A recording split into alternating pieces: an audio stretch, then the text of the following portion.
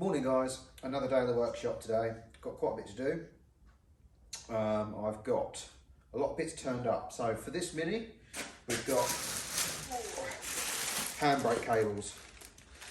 Now, the rear brakes kept binding on this. It's got new calipers, discs and pads in it. So the only thing that looked old was the cables. Put some lubricant down the cables, still didn't free up. As soon as I took the cables off, the calipers sprung back. So they had to be cut off because where they actually locate in the caliper, it just got rusty and seized. So I cut them off, tapped out the remainder, and they're good for new cables. So we're going to get them on.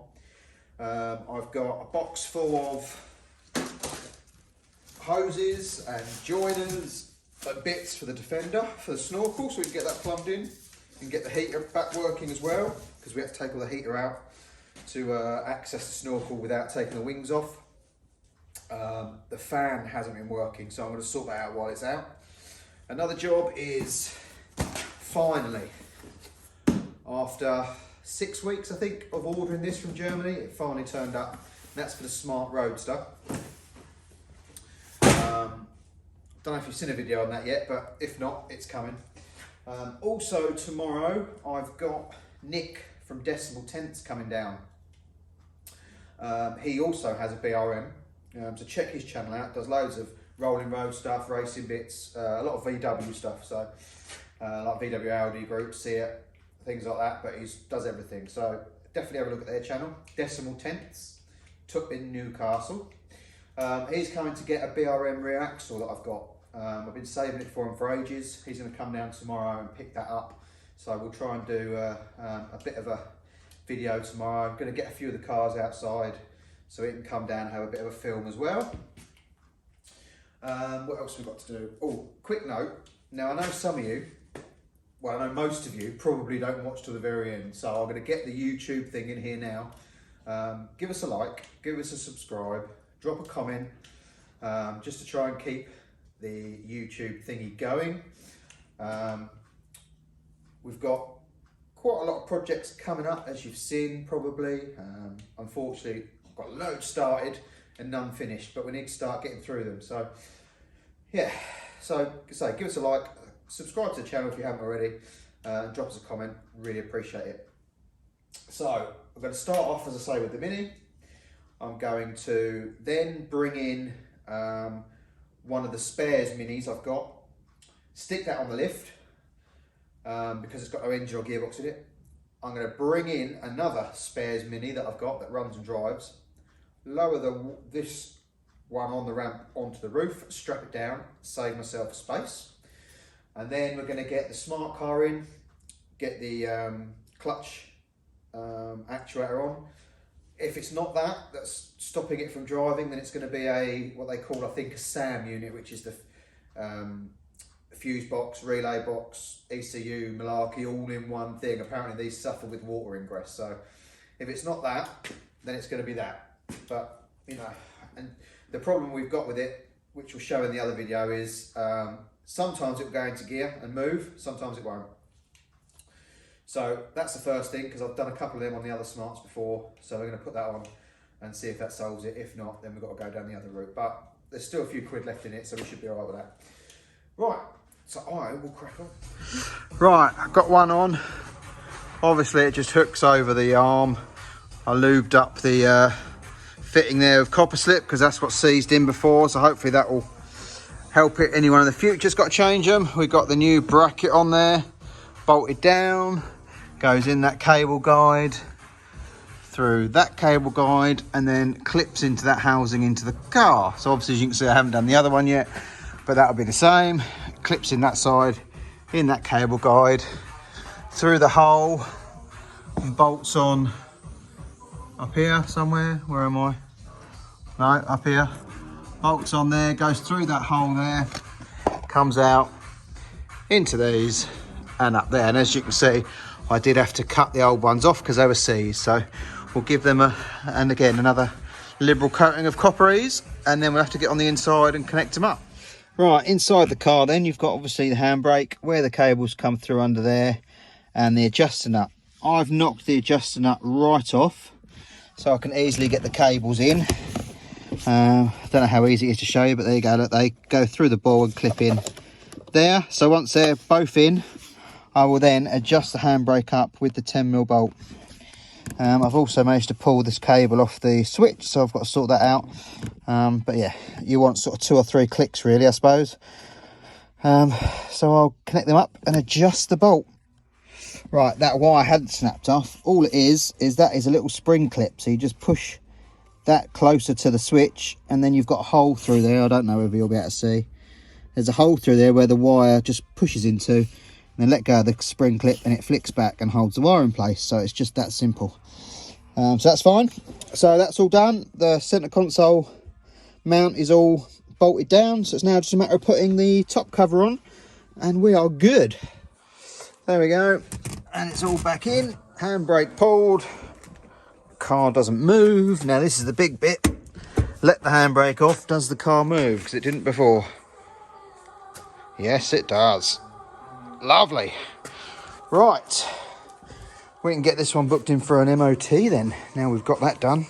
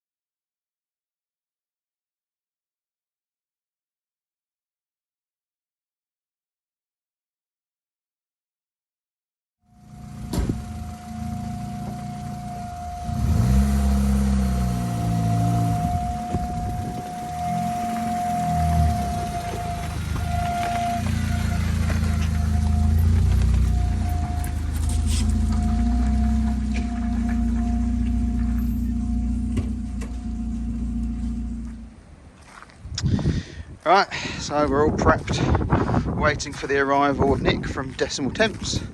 Just got some of the cars out to show him, and obviously there's loads more inside that he can have a look at. That's what he's really interested in, I think, is the BRM, as he owns one, and that's what he's coming down for, is BRM bits. So we've got a few of them out just to show him what's going on. And I am suitably dressed for the occasion. I've got my hat on. Could have had a shave, I suppose. Never mind. Anyway, come back to you when he gets here.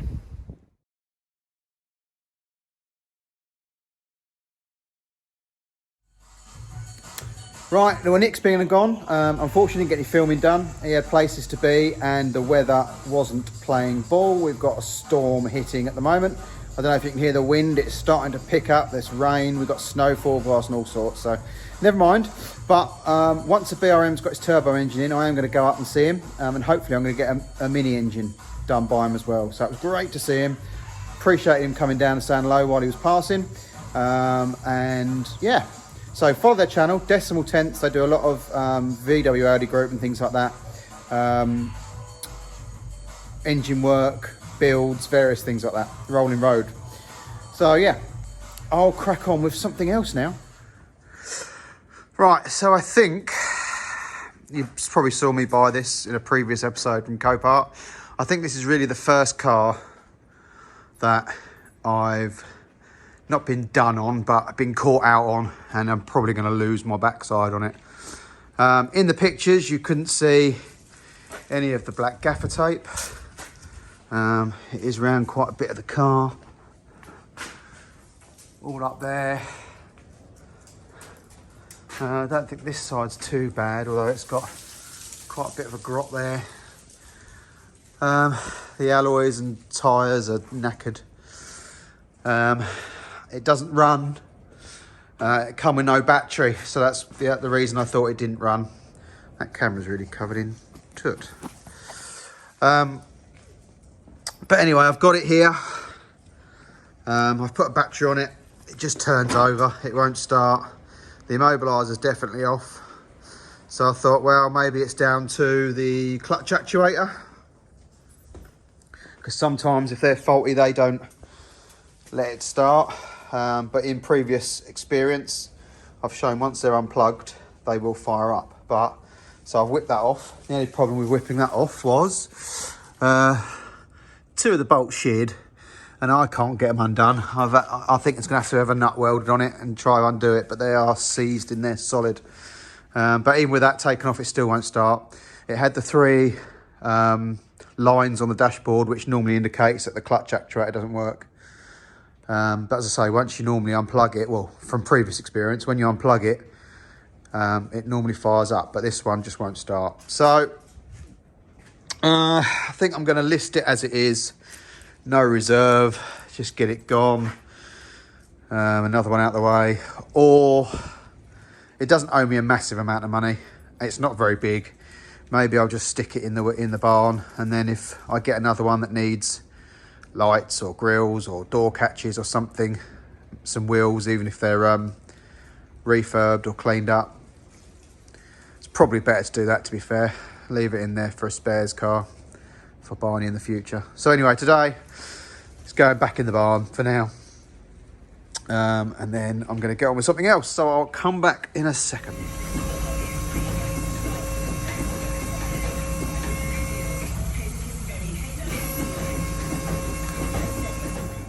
Right, so the Mini's back from its MOT. It didn't get a pass. Here is the sheet. Brake pipe corroded near side front. Registration plate lamp inoperative in the case of multiple lights, just the one, so I've got to change a bulb on that. Power steering component has slight seepage, so we need to check that, because obviously we've got spares. Power steering hose slightly corroded, again we can check that. Headlamp needs a polish. Oil leak but not excessive.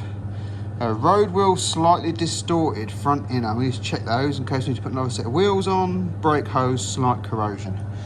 So not massive amount. Obviously we only need to do the brake pipe to get it passed, but I'll do some of the advisories as well. So first things first is to get it up on the ramp and have a look. Right, well, we have cleaned up the brake pipe. Put a coat of paint over it. It was just covered in crap, so when it was cleaned back it was nice and clean. You could still see the copper, so cleaned it back, put some paint on it. We've given the headlights a polish. Probably can't really tell any different. This one hasn't come up as well. You can still see, probably just in the flash there, you can still see some clouding, but it is a lot better than it was. We have, what else have we done? Changed the number plate bulb, which obviously I'm not going to bother showing you now. Cleaned up the underneath where the power steering had fluid on it. Done that a couple of days ago and it's not leaked again since, so it must just be oil and dirt from oil changes and whatever have you. So I think it's now ready for its retest. Right, I've got the 90 back in today. It's about time I got the Snorkel plumbed in. As you can see, I've got a pipe to it there. So I've whipped out the air box, whipped out the washer fluid bottle. I'm also going to take out the heater matrix, simply for the fact, although I've now adjusted this so I've got heat on the time, there's no fan to blow it in, so the windscreen mists up. So I'm going to take the whole lot out. It will give me more access to sort the Snorkel out, and it means I can clean all this out and sort this out and get this working, or replace it if necessary. So I will start taking this out. You've obviously got the matrix pipes, you've got the cables, and you've got a couple of bolts that hold it all in down here, down there, and on the bulkhead, and hopefully it should come out fairly simply. So I need to take this out, measure up for the pipes, and go from there.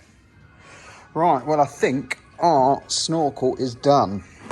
As you can see, probably down there, comes under the heater box from the Snorkel to a 90 degree, round up to a 45 degree, onto a 130 degree, 135 degree, into the air box, and then another 90 degree into the turbo. So now I'm going to start it up, put my hand, or take this off, put my hand over the top and see if it stalls. It'll either suck the pipework in, or it will cut the engine off, we'll soon see.